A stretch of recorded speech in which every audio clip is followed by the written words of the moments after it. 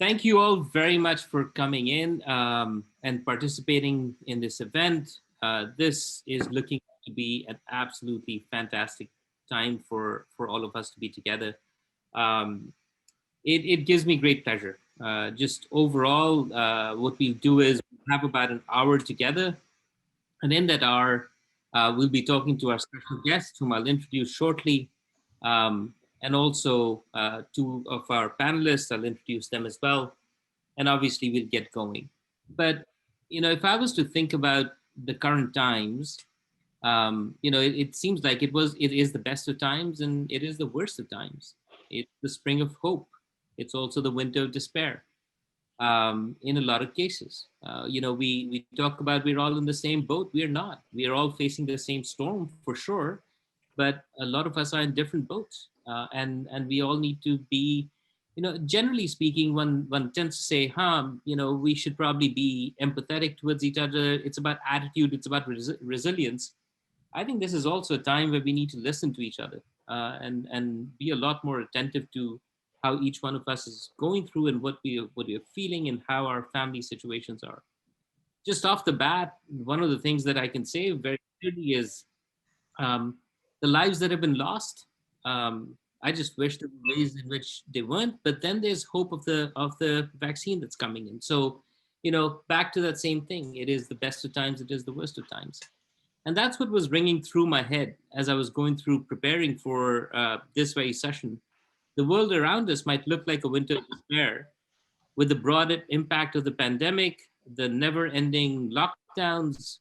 But this evening should be about the spring of hope, because I'm delighted to be joined by three very highly accomplished individuals who spring hope in what they do, how they work, and most importantly, in how they build long-lasting relationships.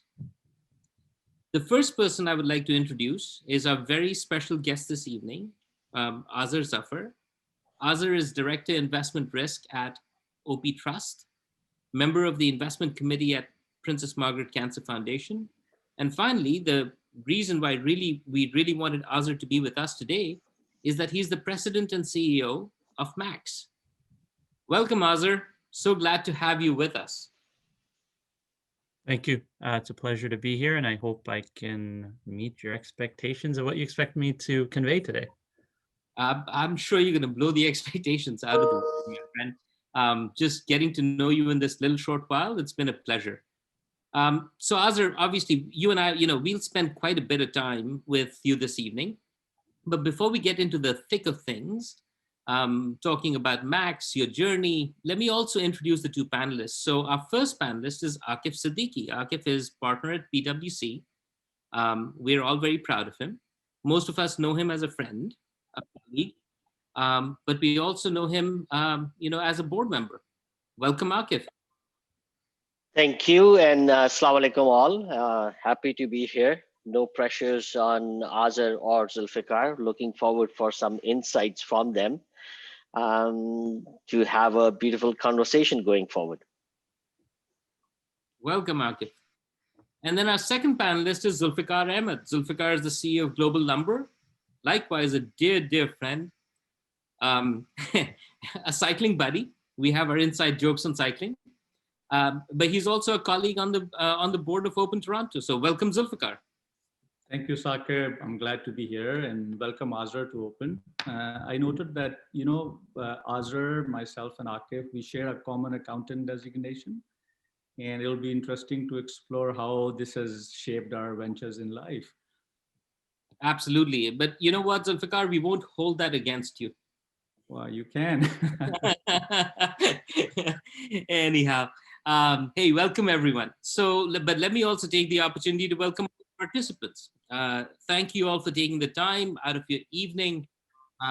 These are busy times, and I'm sure it's difficult taking time out. But you know what? The pull of Aazar, Akif, and Zulfikar, I'm sure, made it an easy decision for you to come and spend this time with us. The personal stories and experiences that you will hear from our amazing guests and panelists will for sure make it worth your while. Before we get into everything, let me just go on with some housekeeping. This session, as you see it, is being recorded. And it's being recorded because all the great insights that we get here, we would like to keep it for our record. We'd like to post on our website and also share it with Open Global. And I'll get into Open a bit just in a second. We will spend about 40 minutes talking to our guests and panelists. We'll take questions from participants in the last 15 minutes. So if at any given point in time during this conversation, you feel you have a question and a burning need to ask something, please use the chat function. If you can just post your question. If you want it for a specific panelist or a guest Aazar, please do so. If you want it to be broadly open for everyone, please let us know. So thank you for being with us. Just a quick thing about Open. So Open is the organization for Pakistani entrepreneurs. It's a global footprint. There are about 14 chapters around the world. Toronto is one of them. And it's been around since 1998. So it's been over 2 decades. And one of the people who, obviously our very own president, Salik Malik, has been part of that entire endeavor from the very beginning in a lot of ways. This started out of Boston. There were a few people from MIT who said, you know what, we needed a forum to improve the influence and affluence of the Pakistani diaspora, and we wanted to do it via entrepreneurship. So, we are right now standing on the shoulders of a lot of great founders who put this together, made it go global. And so here we are, and very proud to be part of it. All right, so on to the topic of the day. So Gupshup with Aazar from Max. We want to talk to you about Max in quite a bit of detail. We also want to talk about some of the opportunities as we embrace the new normal. So with that, Aazar, let's get into Max. Tell us, what is Max? Sure. So Max stands for Muslim Awards for Excellence. And really our vision is to elevate the brand of Muslims in Canada. And we are hoping to do that through various means of motivating, rewarding, and encouraging high levels of professional excellence and any type of excellence by Muslims in Canada. And ultimately, it seems like it's going to be outside of Canada as much as we're trying to resist, but that really is what Max is about. And I'm happy to speak through the various initiatives we have, but I'll put it back to you. Oh, you know what? That is just so inspiring. And you're saying that it's also getting traction to go global? Yeah, we've been asked by various parties in various cities in the US, but we're resisting that given we're all volunteers and it already takes 20 to 30 hours a week of my time outside of my full-time job. And we're just very careful that wherever we go, like we're in 5 cities now in Canada, we want to do a very good job as opposed to just going for the sake of going. But we're going to launch Max Aspire, an online platform in February that we've had 16 volunteer developers work on. That already has 20 of the 200 senior execs that have signed up for it that are from the US. So that naturally, a software can scale outside of Canada. So that'll be our natural initial extension outside of Canada, inshallah. That is absolutely fantastic. But we'll get into the initiatives, Aazar, but take us through your journey. How did this all begin? Yeah, so reality is it probably started 100 years ago, before I was even born, and sort of the seeds being laid by family members and what they were doing just for Muslims. But in terms of how it started here, so I'm an only child and was very close to my dad. And my dad was always about thinking about the greater good for Muslims. So, even I got my CA, he was like, big deal. What are you actually going to do for Muslims? And you have to think bigger and you have to think a lot broader. And he'd always remind me about how when Islam was at its peak, I call it 700 to 1400, we were leaders in science, technology, medicine, philosophy, arts, anything. So there was that constant reminder at home about that.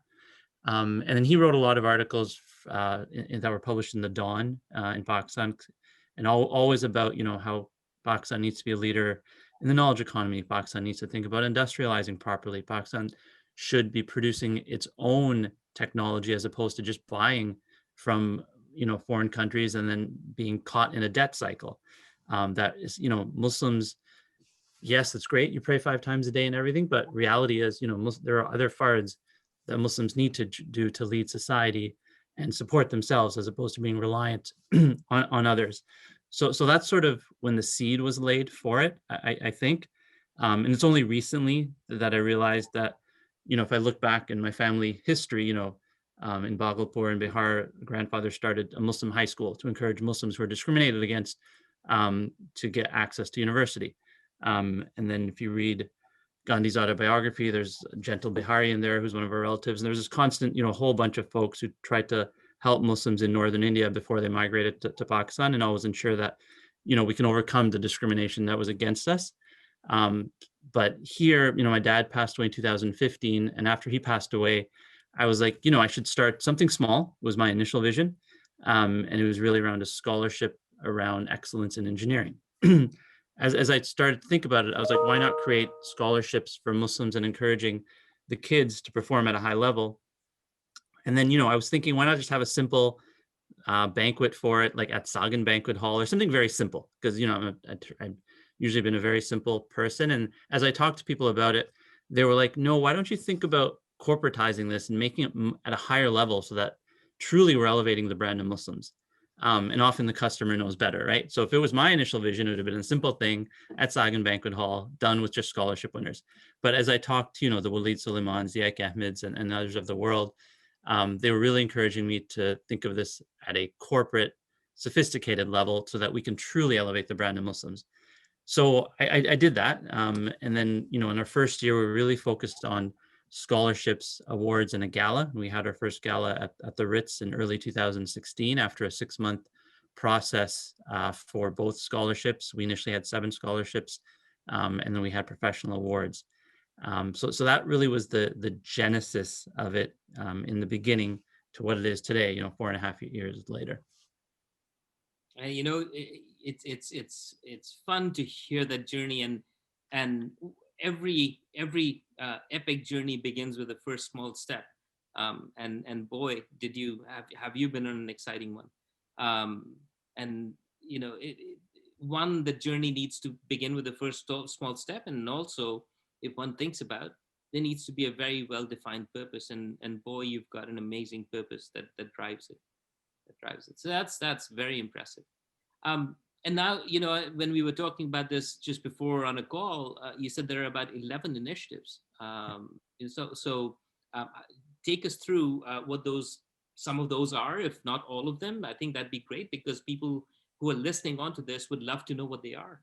Sure. And if you don't mind, I'm going to share my screen here. It'll give people a visual to better understand some of the stuff we're doing. Please. So what does it say? Who can share? All participants? Am I able to share a screen? Yes, you should be. Okay.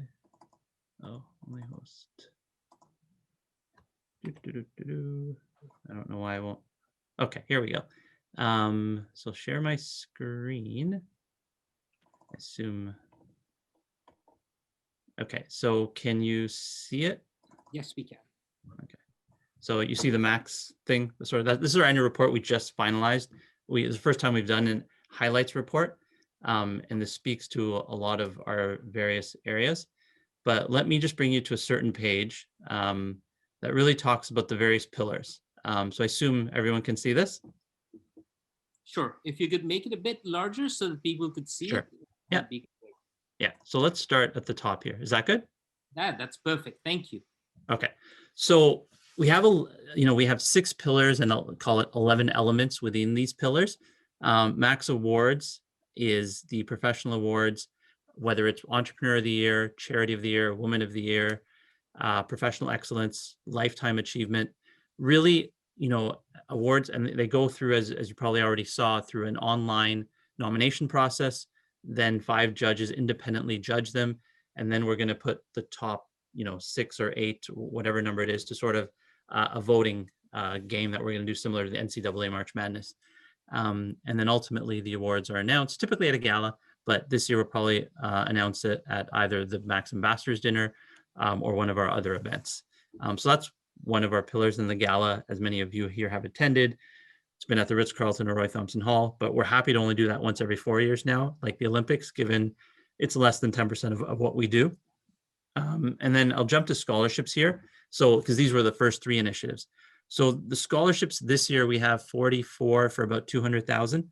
So alhamdulillah, it's grown significantly since our first year of 7 for 30,000. So it's something really for grade 12 students going into university or those in university, master's, or PhD.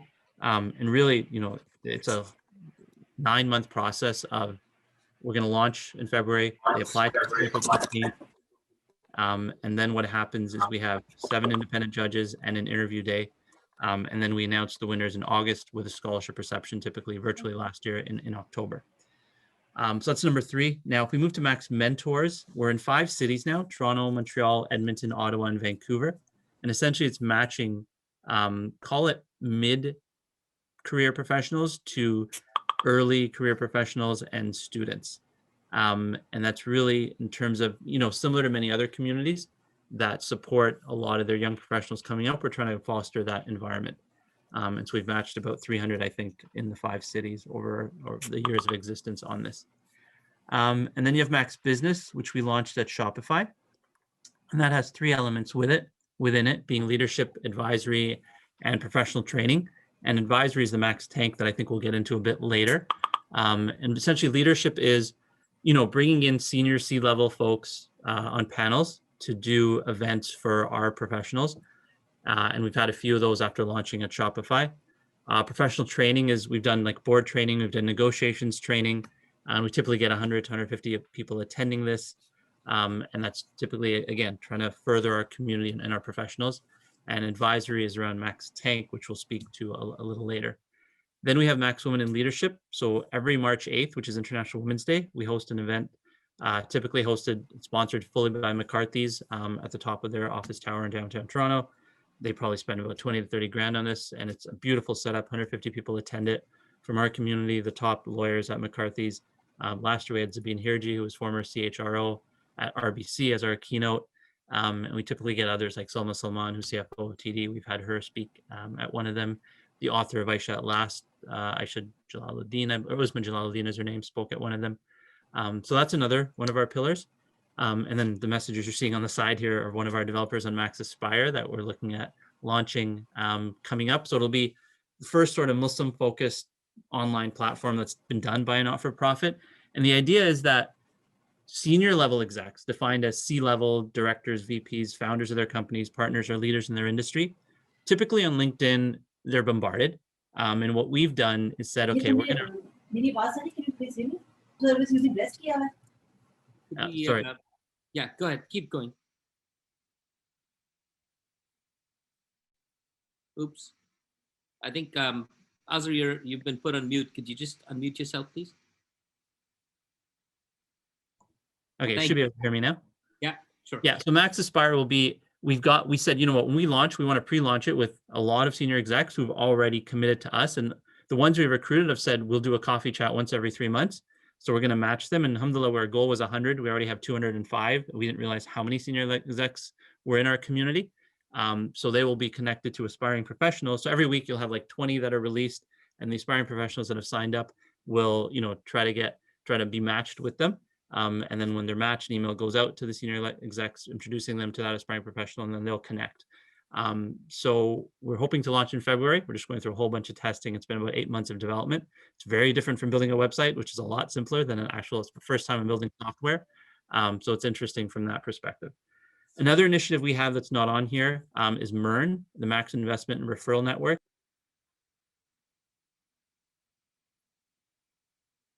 Aazar, I think you need to put yourself off mute again. I think what Nadim's trying to do is when people who might have background noises, he ends up putting everyone on mute. That's the reason why you might be getting put up. No problem. No problem. Yeah. So the Max Investment Referral Network is something we have really to foster a sense of community and helping each other, referring investments we all see privately. And alhamdulillah, that's been a pretty good hit. And then we also have Max Podcast. Someone from Shopify volunteered his time as a Muslim. We did one on Mohammed Faki, we did one Goldie Haider, and we did one Hassan Munir. So that's already been launched. So essentially, if you think of it, those are our 11. And what I wanted to highlight as well was sort of, high level. This is what we did in 2020, 17 events, 1,000 attendees, 42 speakers. We have 550 plus volunteers across the country. We've matched 300 mentor-mentee pairs. Last year, we had 178,000 scholarships. Those are our new initiatives, and we do grocery deliveries with one of our partners as well. This is our following as of the end of December. So about 11,000 followers on max on LinkedIn. And then we have about 22,000 odd on Instagram, 3,000 odd on Facebook, about 5,500 now on MailChimp. That's sort of our social media stats. And then there's a whole bunch of things if anyone wants, happy to send this to them. But, and you know, one of our big events in the year is the Max Ambassadors Night. So we had Faisal Ghazi, CEO of Siemens Canada, and Sahazad Bardan, who's the CFO of Cadillac Fairview, be our two keynotes last year. And every year we do this as sort of a give back to all our stakeholders. And we typically have 150 folks attend. And what I wanted to speak to last was, you know, the theme of tonight is entrepreneurship. And as we think about how we run Max, I've always approached it, you know, read a lot about Steve Jobs and how he approached Apple. And as I read that book, I was like, how do I apply that to Max? And typically, you know, we wanted to ensure that we don't get caught in a bureaucracy. I give the folks a lot of autonomy who have great ideas. And obviously, I, as a leader, need to be there to roll up my sleeves when needed, but otherwise let them run with things as needed. And how we structured it, I said, you know, we have to have a very corporate feel. And so I've designed this. They're all volunteers, and we're separated into two. So if you think of Google, which is separated into Alpha and really the rest of Google, what I did is said, okay, let's have our operations and let's have our pillars. And operations are sort of those 5 or 6 groups that support the pillars.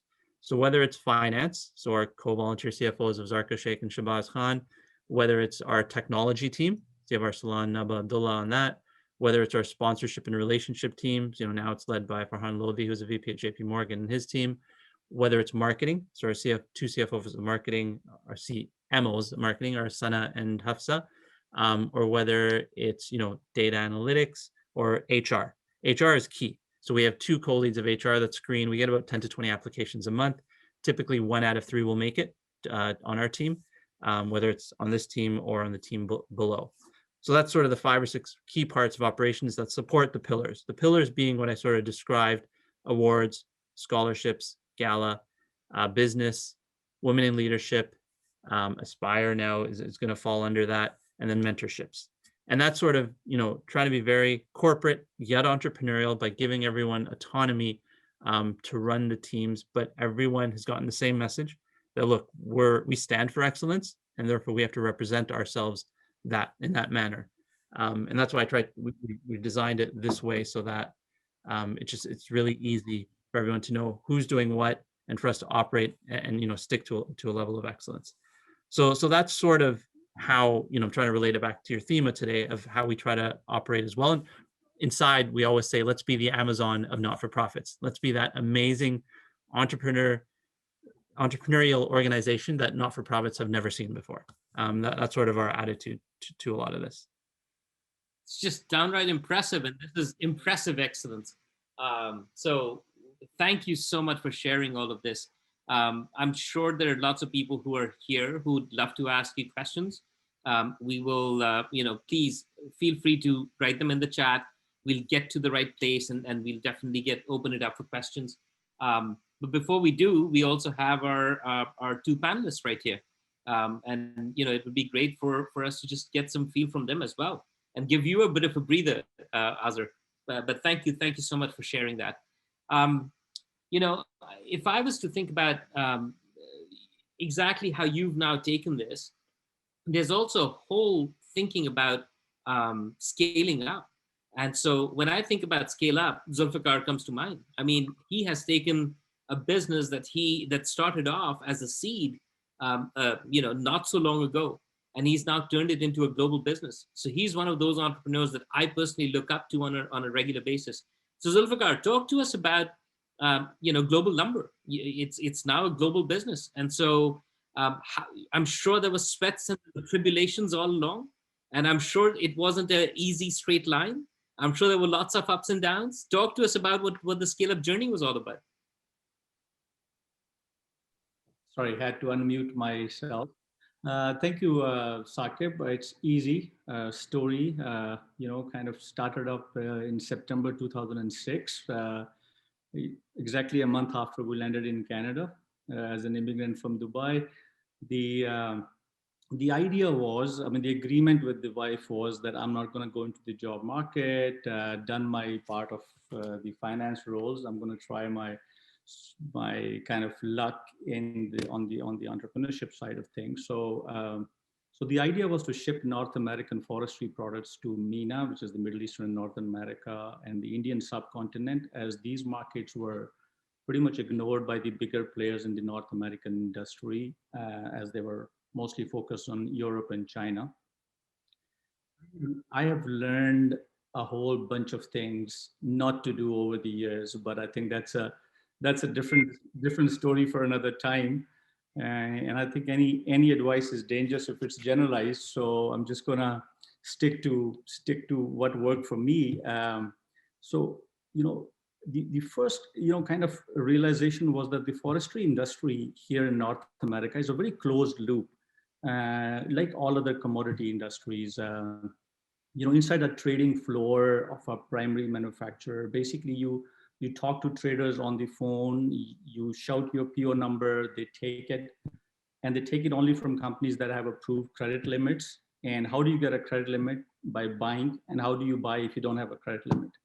So it was like, definitely not Pakistani or a brown business to begin with. Um, but one thing was very clear from the beginning, that entrepreneurship is a very humbling experience. I mean, if you were anybody who has done something in life, it's always like that, and there's an emotional side to it. I mean, Dr. Shazia here, one of our board members, often talk about emotional health. I think these are the folks who need it the most. So anyways, in the commodity business, you're building for scale from day one, because at a certain scale, your economies or your unit economies begin to make sense. Sure. Somehow it started, embarrassing, funny story. Fast forward 5 years. In 2011, Global Lumber was named among Canada's top 50 firms by Profit magazine. They had my headshot in one of their magazines and wrote "Export Guru" under it. I was so embarrassed. I hid that magazine from my family for a few days. So That's amazing. That's yeah, amazing. That but is, yeah. Sorry, go ahead. no, sorry. Go ahead. Yeah, so it's just it was like building a network, and in a very traditional industry, and traditional industries are easier to disrupt. Lead time was the biggest challenge shipping anything out of North America. So we started developing our distribution centers. The first one was in Dubai, then the second one in Doha. And one of our marketing campaigns said lead time zero. And we kind of worked the time zones, because we could work 8 hours in Canada, and as we're going to sleep, they're coming back to work in Dubai. So we said we work 16 hours.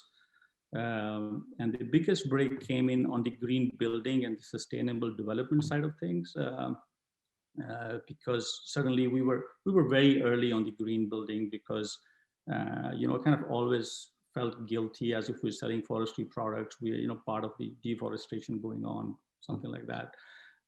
So that was a big break. And then other thing I think is, like, you have to be greedy in terms of your unit margins, even in commodity businesses. So one of the biggest thing was how do we expand our unit margins? How do we create a high margin niche within a commodity market? And our fire retardant, low emission panels, and surface materials are basically the answer to that, because we're specified on a lot of airports, defense installations, hospitals, and other public areas now. And so from a forestry company, we are now a surfaces company. I would like to call it a surface materials company, because we develop these products for a whole lot of industry applications. So that's kind of the short of it. But Sakib, in summary, I think a few things that really kind of helped me in this particular journey was, one is that it was easier to disrupt our traditional industry, and then I wanted to develop it on ethical lines. So we wanted to be responsible on, and that's when the sustainable building regulations came in. We were the very first people to adopt that. And then another very important thing is that how do you value your product offering from a consumer standpoint? So even in the commodity business, you kind of think about where's the value, and am I able to offer a real value to the customer, and you can and you drop those products where you don't have a lot of competitive value that you can offer. Um, and reverse freight markets, like every time you ship to China, you can ship a container to China for $200. We ship product to from Dubai. When we ship to Pakistan, the shipping companies actually pay us $300 for every container that we ship there. So I'd like to be in that business. yeah. So they want empty containers in there, and seasonality, I mean, it's basically, in winter we buy product in North America when there's not a whole lot of production going on for the domestic market. So we kind of, cover up for the seasonality. So it's just a few things, you pick up on the way, you learn from people. I mean, chat up with friends in the industry, and just keep going. You know what, Zulfikar, it's easy for people who are who wish to persevere through that journey, right? So and it's also easy when you look back. I'm sure when you were going through it, those sentiments might have been very different. So, but it's and that's exactly how we've always known you, as somebody who perseveres, somebody who works at it, and frankly has delivered some amazing results for yourself, for your family, and by the way, for the entire team. You've got a decent sized team. So it's really cool. If I was just to think about, especially in these times, if I was to think about COVID times, um, I, I would say one of the biggest things for sales growth is, the biggest thing for business growth is sales. And Akif, I know from a professional services standpoint, business development, especially in these times, can be a bit challenging. Take us through what your thinking is on that. Thank you, Saqib. An interesting thing, like, yes, business development is the key part of our business, but my risk management would tell me that I have to say maintaining the quality standards is much more paramount than business development. So they did tell me to say that before I go into the business development piece. But rightly said, I think most of the entrepreneurs on the call would agree to the fact that people do business with people. And under the new normal, which we all are facing, I think the biggest challenge is that our traditional way of building those relationships with people is kind of change. It's different. It's somewhat unique, and we are learning. In the last 11 months, I think we are slowly and gradually trying to adapt to those changes, and those were the biggest challenge. And I think when you think about challenges and opportunities, because they both come hand in hand, let me give you one quick example. Like, I became the engagement leader for one of my clients on March 1st. New client, a multi-million dollar client, a team of 5 or 6 partners, me being the lead partner, only met the client once. And I'm going to manage that client. Fast forward, in April, there's a big transaction going on where they're doing a market activity. We have never met with the client. As expected, the assignment did not go very well. They immediately, I think the CEO called my CEO on 27th of April, like just within 2 months, saying that, you know what, we might have to change partners, or at least the engagement leader on it. And this is all having COVID. I've never met with this specific CEO. And I think that's where the challenge is.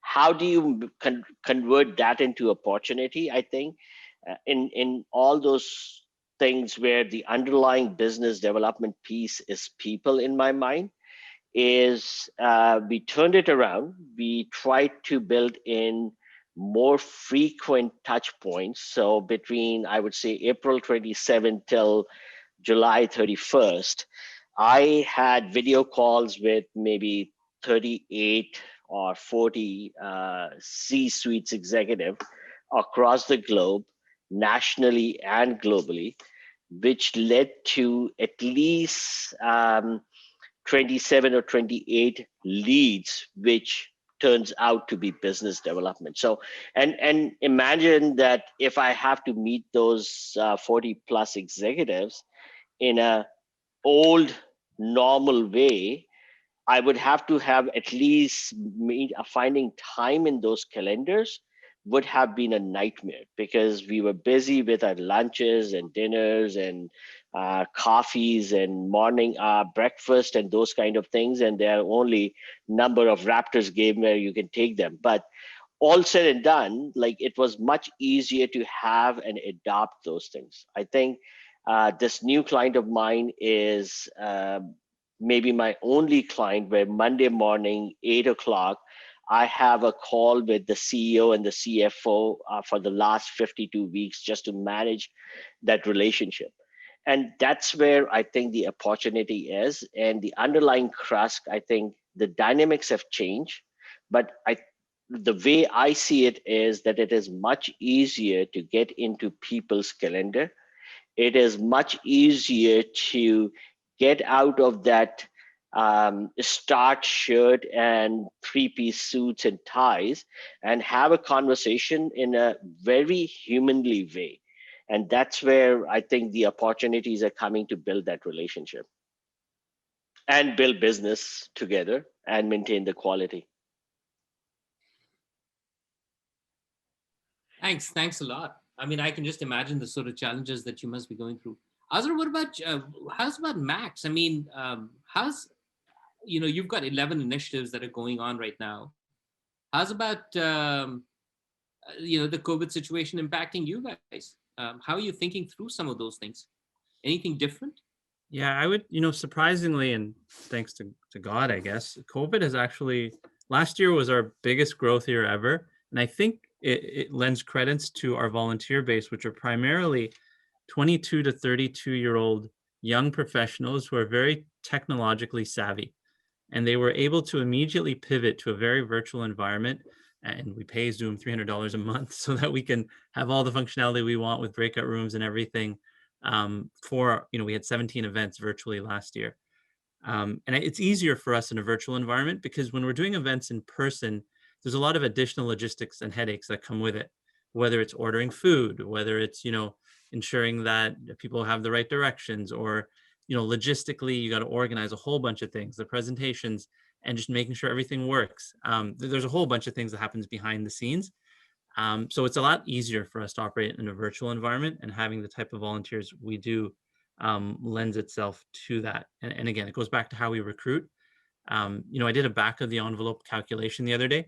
We are all volunteers, and essentially the amount of labor we get. So if I average, 10 hours a week, X number of volunteers, and certain ones work maybe 15, 20 hours a week, like we're getting about $1.2 million a year of free labor from all our volunteers. And alhamdulillah, it's worked out really well, and we're just blessed to have the volunteers we do. It's fantastic. Fantastic. Anyhow, what I wanted to do was just very quickly, get a understanding from Aazar on Max, get a bit of story from Zulfikar on a scale-up journey, get a feel from Akif on the world that he has to be in. With that, we are about at 6:42. Why don't we open it up to so anyone who wishes to ask a question? This is a Gupshup session. This was our warm-up for it. Why don't we spend the next 10, 12 minutes? If there's anyone who has a question, please unmute yourself, ask your question to either to our special guest or to any of the panelists. Please go ahead.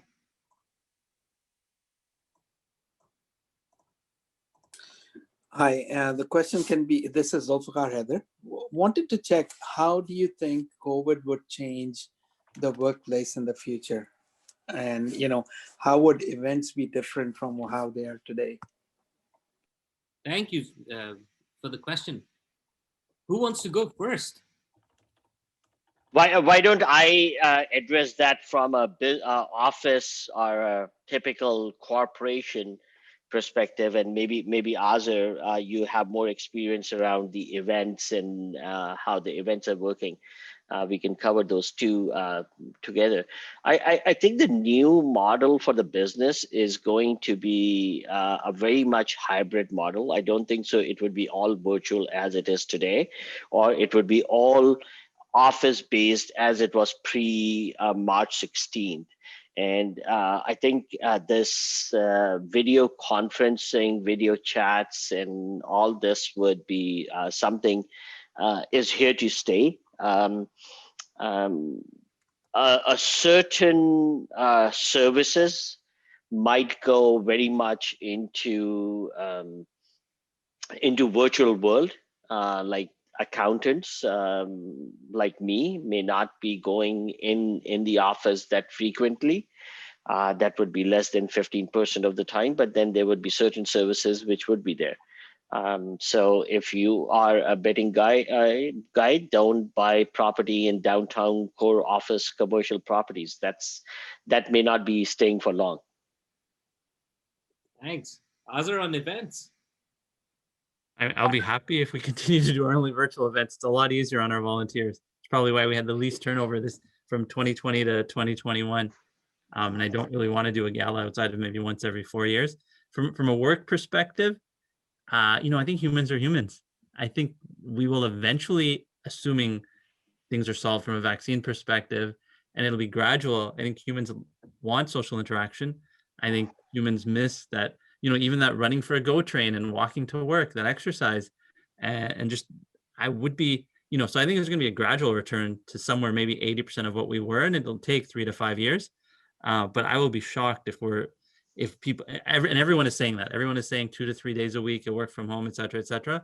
If in 5 years that's the case, I've been proven wrong that we're not returning to some semblance of normal social interaction that I would think we would.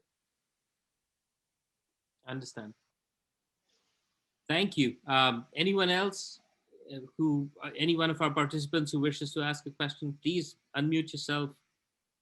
Saki? Ji Shazia, please. Assalamu alaikum. So this is a question for Aazar. I'm sorry I missed a few moments in there attending to something else, but I'd really like to know over the years, out of the awards and scholarships that you've given, which are the ones or one or two that really stand out in your mind, and why you think that they stand out for you? Oh, that's a hard one. So we've had 102 scholarship winners over 5 years. I would say, many stand out. Okay, I'm going to pick two that stand out that I'm just thinking off the top of my head. One would be, he was the Ike Ahmed scholarship winner in one of the years, and he has returned in only his third year as a scholarship sponsor now. And he's probably one day, if he's not going to be like the next Mark Zuckerberg, he's one day going to be a highly successful entrepreneur. And he's already signed like a 3-year, 7-figure contract while he's in school working for a tech firm in Silicon Valley. That's the type of feedback loop we're trying to build to support us in the future. And he's been a developer on Max Aspire platform. And he's just constantly giving back to Max because he thanks us for that first scholarship he got through, the first 10,000 scholarship he got through us. And a second one I'd say is someone who was in med school. And one day we were playing basketball a couple of years ago, and he was like, "Do you remember me?" And I totally forgot who he was. And he was like, "Yeah, I won one of your scholarships while I was at UBC in med school." And I was like, "Oh, that's great. Congratulations." But he's like, "That's not why I want to thank you." Fine, I got the Max scholarship. But what was more important for me was when I came to your gala, I saw how Muslim professionals at the same time were being Muslim and praying. You stopped to pray. Everyone was still identifying with Islam and not being forced to. There's a huge diversity of Muslims there. And he's like, that changed me. I now had no excuse not to pray 5 times. I had no excuse not to eat halal. And he's like, thank you, Max, for that for that sort of thing and how it's affected my life. So those are the two I would say that stand out just off the top of my head. Wonderful. Wonderful. Thank you. Thank you for sharing that. I'll ask another question if nobody has other questions, but I'll be quiet for a moment. Please, the floor is open. Anybody who participant and would like to ask a question, please do. Assalamu alaikum. My name is Asif Yunus. My name might be showing differently on the Zoom. I was in a meeting with something else. I didn't change my name yet, sorry. So it's great to hear. I never knew about you guys. I just got this invitation through one of the friends at the WhatsApp group. And it's amazing to see like how much you guys doing for the past many years kind of thing, and in many sectors kind of thing, business to awards to scholarships to everything. um, my one question is regarding the awards. In there's a category for creative arts kind of thing in there. I'd like to know, is there, because it's specific to design and architect or music or everything else, is it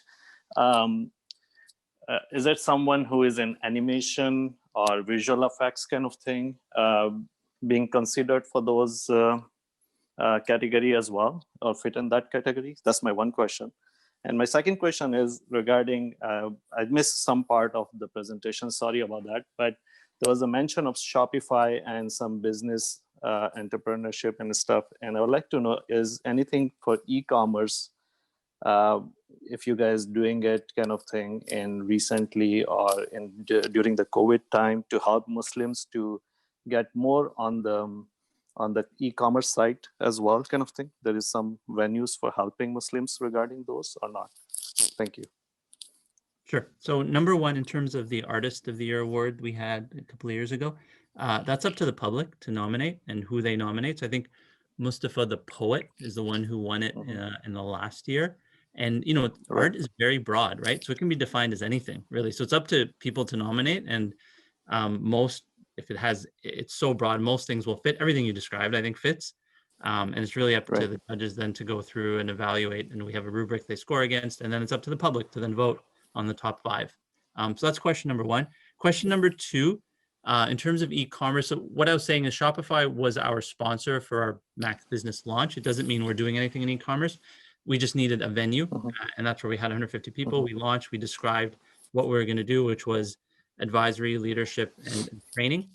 So we're not necessarily, you know, a school or a place where people come in and get, you know, very specific type of training. We stand for excellence, and we try to provide opportunities for people to enhance their excellence. And it's really a matter of people who approach us. So if someone were to approach us and say, hey, I want to do something about, you know, furthering the cause for Muslims or those who attend a Max event in e-commerce, we'd be open to it, just as someone has done that for artificial intelligence. And we had an event that had 5 panelists for artificial intelligence. Someone did that for negotiations workshop. So to give you an example of artificial intelligence, he's sort of the head of data analytics at OMERS, was for digital analytics at BMO. He approached us. He then worked with our volunteers. They spent about 4 months to really think through how to do an event. They recruited 4 speakers, and then they had an event, and they're going to do other events around AI in the future. So we're pretty open to that. It just depends who approaches us. If they're able to self-sacrifice and work outside of their job with our team and really properly plan an event that involves, you know, doing dry run-throughs, defining everything properly. So it just depends on who approaches us. Right. And what's the best way to approach kind of thing to you guys? Through the Max Gala website, or is it another component? The Max Gala, yeah, it's contact@maxgala.com. That's really the the email address. Okay. Cool. Great. Thank you so much. Thanks a lot for the question. Hi, Aazar, Khalid here, Open Toronto. First of all, thank you for being here. This is very exciting. And you and your organization is observing excellence in a lot of fields, and you're observing where the focus is. Is there any area of development or socioeconomic influence that you think is not being catered by the community, and you feel that it would be great if someone can focus on a particular area which is being neglected? Sorry, before you said socioeconomic, what did you say? Impact. You are looking at a lot of excellence in certain fields, which are obviously having socioeconomic impact, or contribution by people. But you might do you see someday you would say, oh my God, I wish somebody was doing that we are not doing? That's a good question. So what we try to do purposely is not do what someone else is doing. And I think we have a lot of organizations that are addressing socioeconomic needs of the community and do a very good job. And our job is only to, let them win Charity of the Year or showcase the work they do. I mean, there's tons of things I wish people were doing, right? Like training better and a lot more software developers, for example, in the Muslim world to start to be the next, let's produce 10 Mark Zuckerbergs or 10 Steve Jobs, right? Or someone who was, designing other sorts of technology that would enable our people to, have their own companies and do really well. Because in the end, it's all about economic power, right? Not Right. all, but that's part of it. And then obviously combine that with moral values. And we have, alhamdulillah, we're so lucky to have all these organizations in our community that are, whether it's people helping Syrian refugees or whether it's people helping, like the Muslim Welfare Center. There's a lot of good work. You have NCCM doing the work around lobbying. You have Canadian Muslim Vote doing the work around, encouraging Muslims to vote. There's a lot of good being done and there's always room for improvement, but I don't know that I'd say one particularly stands out. Now you put me on the spot from a socioeconomic. I just think there's a lot of good already happening in our community. Good. Maybe more entrepreneurs taking risk and developing. Yeah, but you know what I've business, learned? yeah? Yeah, but you know what I've learned about entrepreneurs is that, so for example, I ran something called Crescent Entrepreneurial Association back in 2008, 7, 8, and 9. And then we're doing the Max Tank thing now. Is the really good entrepreneurs, they don't need anybody. They can figure it out on their own and they're going to figure it out on their own, right? The ones that tend to come to us are probably the ones that, aren't able to figure it out on their own. We're here to help them and get to them at that level. But I'm not sure you can really do something for entrepreneurs. You have an excellent organization like TIE, which a lot of Muslims are part of in the US and Canada. And that's where the really good entrepreneurs end up. My question was not what Max or would do for anybody. My question was, because you are observing excellence coming out from our community, you may have a feel, oh my God, there is this side, there's this thing that somebody should be doing. That's all. But excellent answer. Yeah, I got. Thank you very much. All right. We have probably room for one more question. If there's somebody who's got something on their mind, we've got our amazing people here. Assalamu alaikum. This is Fareed Faruqi from Los Angeles chapter, Southern Cal.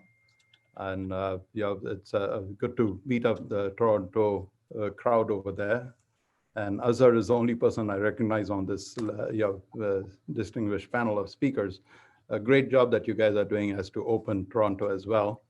I got to meet Aazar a couple of years ago and been very impressed with his work. Obviously, each of you shared a little bit about yourselves, and I'm a CPA by profession, so I can relate to some of what is being said, even though a lot of it is going over my head.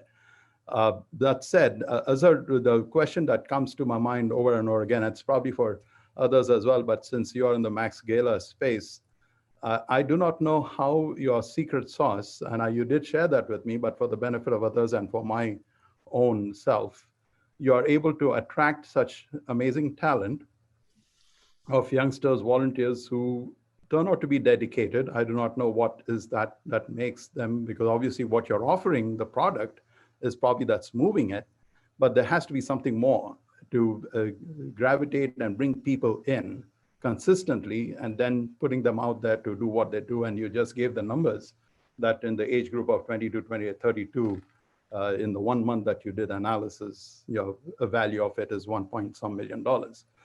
I have just started a new nonprofit here in Los Angeles addressing the food insecurity during this COVID pandemic period, and it has always been there. It's just more exasperated. We work with many food banks, and we are supplying about 50,000 pounds a month of meals and food and other things. The question that I have is, how do you do it? How can I take a page of what Max Gala is doing and follow that to recruit such talent? And the second part of the question is, which I am hoping that we can get Max Gala to come into Los Angeles or to the United States. Open can be that conduit because we have amazing talent, incredible people. I joined the Gupshup over here, but this is my first as to Toronto. So I couldn't resist when I saw your name and I saw what the panel that is there. I said, I got to jump on this one, right? So I'm really moved. And to the question of the previous guest, what is out there that we can do that perhaps we have not thought of? That thought goes through my mind all the time.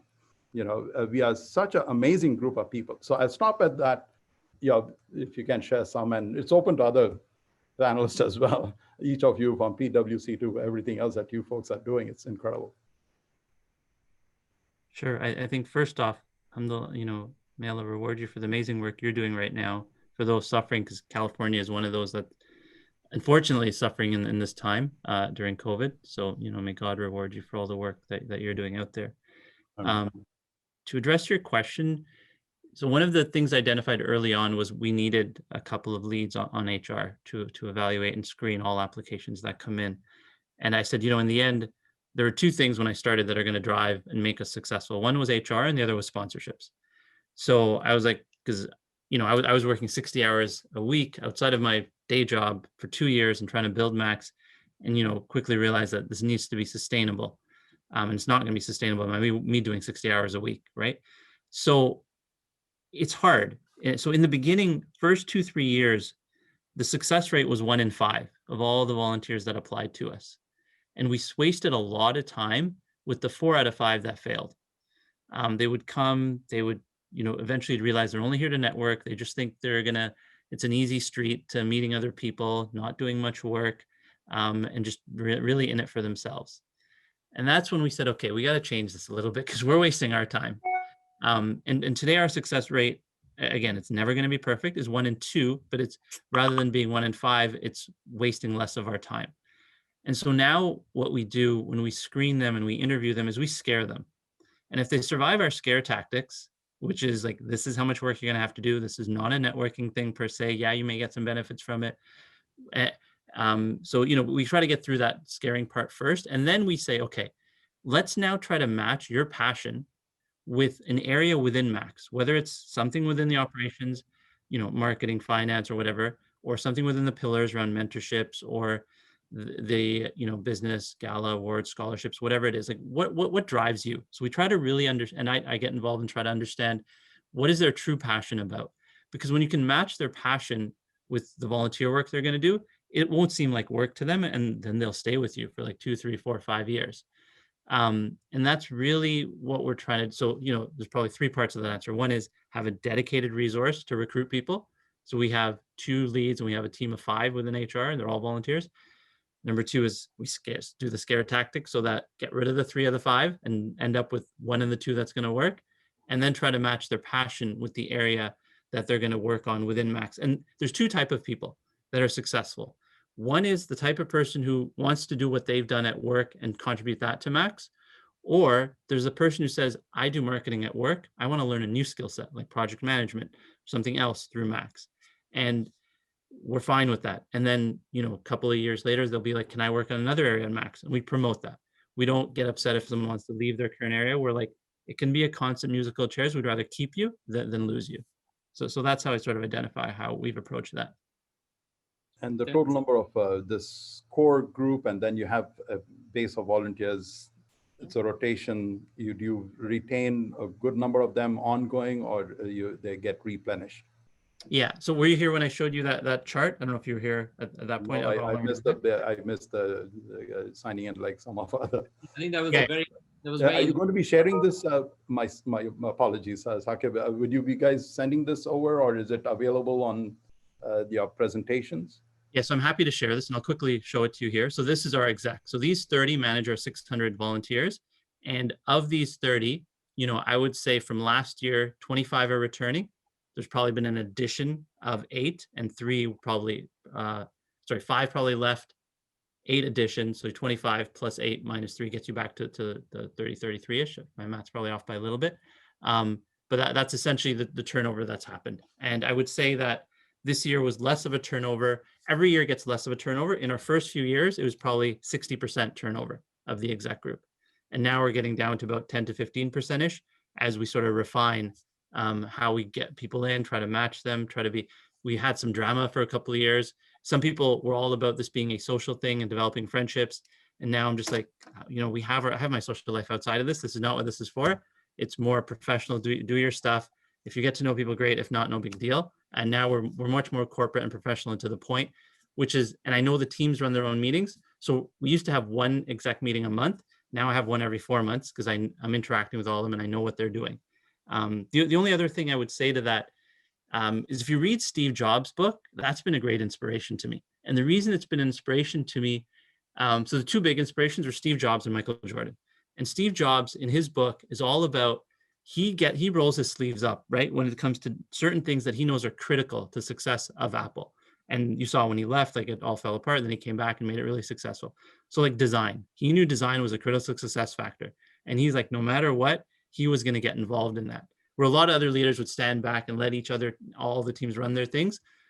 So I try to take a page out of that book and Michael Jordan's book, which has always been, let me see during a game, what area my team needs. Jordan's like, I can do all 10 things, but if my teammates are doing 7 of the things really good and they need me to do 3 of the things, whether it's rebound or pass and not score because everyone else is, then I'll step in and I'll do that.